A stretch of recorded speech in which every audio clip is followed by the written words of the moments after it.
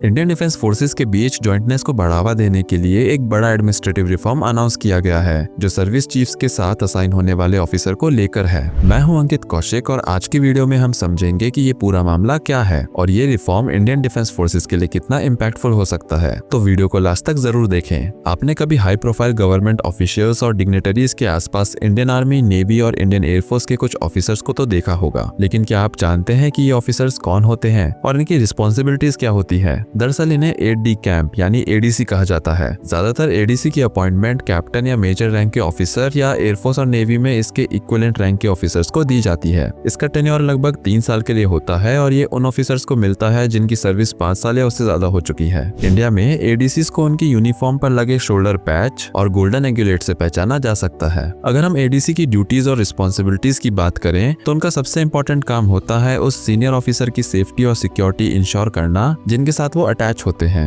ADC एक executive assistant की तरह काम करते हैं और लोकल मिलिट्री अथॉरिटीज और पुलिस के साथ कोऑर्डिनेट करते हैं और उनकी day to day professional requirements को मैनेज करना ये सब ADC की रिस्पॉन्सिबिलिटीज होती हैं। इवन वो फॉरेन टूर पर भी ऑफिसर के साथ जाते हैं और एक प्रोटोकॉल ऑफिसर होने के नाते हर प्रोटोकॉल का एग्जीक्यूशन इंश्योर करते हैं। इन शॉर्ट ADC एक अटैच्ड ऑफिसर की सारी प्रोफेशनल रिक्वायरमेंट्स और प्रोटोकॉल्स का ध्यान रखते हैं। अगर हम आर्मी, नेवी और एयरफोर्स के चीफ की बात करें तो इन्हें 3 ADC अपॉइंट किए जाते हैं। पहले सर्विस चीफ्स अपने ADC अपनी सर्विस से ही सिलेक्ट करते थे और अक्सर उन ऑफिसर्स को चुनते थे जो उनकी यूनिट के साथ किसी स्पेशल कनेक्शन में होते हैं। लेकिन अब फोर्सेस के बीच जॉइंटनेस को बढ़ाने के लिए एक बड़ा एडमिनिस्ट्रेटिव रिफॉर्म अनाउंस किया गया है जो ADC के सिलेक्शन प्रोसेस में एक सिग्निफिकेंट चेंज लाता है। अब आर्मी, नेवी और एयरफोर्स के चीफ के ADC उनकी अपनी सर्विस से नहीं होंगे बल्कि दूसरी सर्विस से अपॉइंट किए जाएंगे। इसका मतलब है कि आर्मी चीफ का ADC अब नेवी या एयरफोर्स ऑफिसर होगा और सिमिलरली नेवी और एयरफोर्स के चीफ को उनके सिस्टर सर्विस से ADC असाइन किए जाएंगे।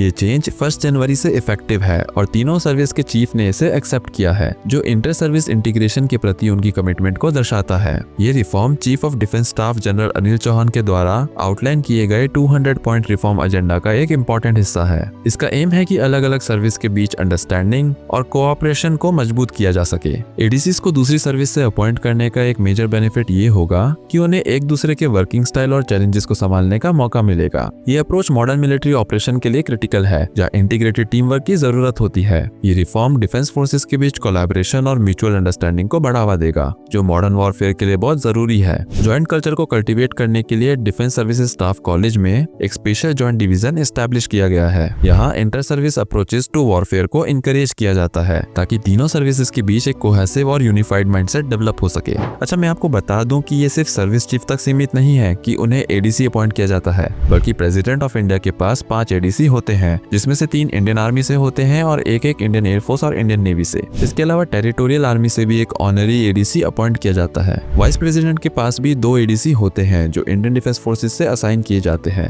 गवर्नर्स ऑफ द स्टेट के पास 2 ADC होते हैं, एक इंडियन डिफेंस फोर्सेस से और दूसरा एक स्टेट पुलिस सर्विसेज से। यहाँ तक कि मेजर जनरल और इक्विवेलेंट रैंक के ऑफिसर्स जो डिविजन्स या पीस टाइम कमांड में होते हैं उनके पास भी ADC होते हैं। लेकिन इंडियन आर्मी में यंग ऑफिसर्स की कमी के कारण आर्मी अब गवर्नर्स को ADC प्रोवाइड करने की अपनी पॉलिसी पर विचार कर रही है। तो दोस्तों, ये थी आज की वीडियो जिसमें हमने ADC के रोल्स, रिस्पॉन्सिबिलिटीज और उनसे जुड़े रीसेंट रिफॉर्म्स के बारे में डिटेल में बात की। आपको ये रिफॉर्म्स और ADC सिस्टम कैसा लगा, अपनी राय कमेंट सेक्शन में जरूर शेयर करें। मिलते हैं अगली वीडियो में एक नए और इंटरेस्टिंग टॉपिक के साथ। जय हिंद।